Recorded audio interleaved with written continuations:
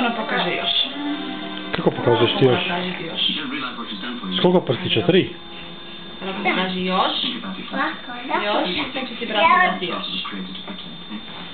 Hoćeš mu dati još? O, bravo, ti si jako dobar brat. Tuki, dali. Pitaj ti Roka, hoćeš još? Hoće ti ja? Da. Ma, je li ti pokazao? Da. Kako se ovo pokaže? Sa 5 prstiju? Da. Sa 2 prsta? Aha.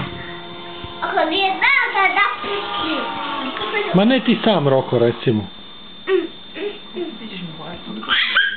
Neće ti pomoći. Hajde ti njemu daj piti. Lako je ti, ja? Reci ja, tako. Malo ga podragaj, znaš. Da. Da, moga si ga malo i poljubit, možda ti to njemu isto paše. Pitaj ga hoćeš da ga poljubiš. Da, ja. Ako ti putova. Hop, ma Roko jedan. Ja tu ću pomoći. Ja tu ću. Vidi. Ne sve popio, Erko moraš sve popiti. Nije se popio. Samo. Ko? Ko?